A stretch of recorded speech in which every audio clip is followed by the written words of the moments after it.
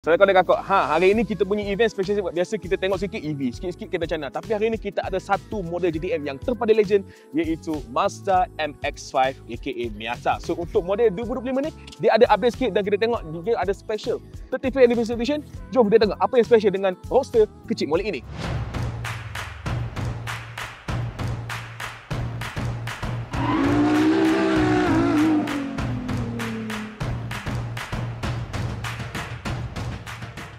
Okey, dari segi roper untuk MX-5 versi facelift ni, dia tak ada banyak sangat beza. Kalau anda perasan dekat depan ni, dia ada lampu LED penuh yang baru. Dia punya design dia punya dalam ni ada beza sikit. Dia nampak macam 3D. So bagi saya, dia nampak lagi handsome dari sebelum. Dan anda perasan dia punya bumper pun ada perubahan sedikit, tak banyak. So overall kereta ni masih lagi nampak cantik dan masih menggunakan elemen kodo design yang famous untuk model Mazda. Okey, untuk ruangan dalam anda boleh tengok MX-5 ni macam biasalah, ruang dia memang sempit tapi at the same time dia punya cabin layout sangat-sangat ergonomik, sangat driver centric. Tengok semua benda dekat dengan driver. Dia punya gearbox, dia punya handbrake, manual macam ni, tak pakai EPB, memang sangat-sangat sporty lah. Tapi untuk jajan baru dia ada dua.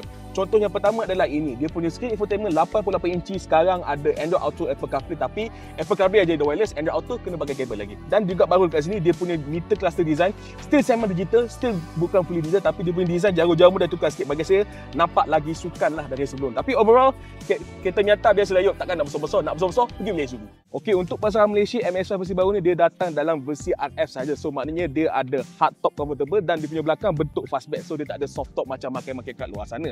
Tapi tak kisahlah sebab bagi saya design masih lagi sangat cantik, sangat sukan. Dan paling penting untuk model facelift, dia dah ada design lampu belakang yang baru. Dan Mazda ni dia nampak macam roket terpecah kat belakang. So konon-kononnya macam kereta ni pakai roket lah, dusuk ke depan. Tapi overall kereta ni memang cun. Okey, dari segi engine, MX-5 yang baru ni dia pakai engine yang sama dengan sebelum, iaitu engine 2 liter 4 silinder Skyactiv G petrol yang berkuasa 181 horsepower dan 205 Nm torque. Okey, dia pakai sistem rear-wheel drive dan gearbox ada dua, ada 6-speed manual dan juga 6-speed auto. Okey, untuk manual dia ada limited suspension yang baru dan juga dia ada DST track mode yang baru, yang mana dia menjanjikan pemanduan yang lagi shock, lagi cun, lagi jahat.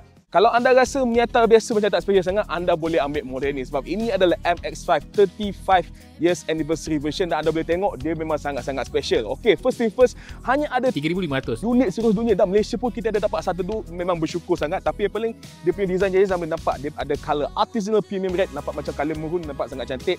Rim dia warna silver, dia juga ada badge 35th anniversary dekat tepi, dekat pintu di sana, dekat dalam, dan kursi dalam dia pakai warna tan, dia tak pakai warna hitam macam MX biasa. Tapi harga dia mahal sikit dan sayangnya yang ni ada 6 auto saja, tak ada manual version. Tapi okeylah, benda rare kot. Untuk pasaran Malaysia, Mazda MX-5 versi baru ini harga dibuang pada RM293,000 sahaja untuk model manual. Manakala untuk model special edition yang sebelah ni, harga dia RM316,000 sahaja. Tapi harga tak termasuk amoy. So apa khabar anda? Boleh beli ke? Baik beli. Hi, it's me again, I'm back.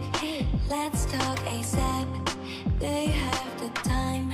Let's talk ASAP.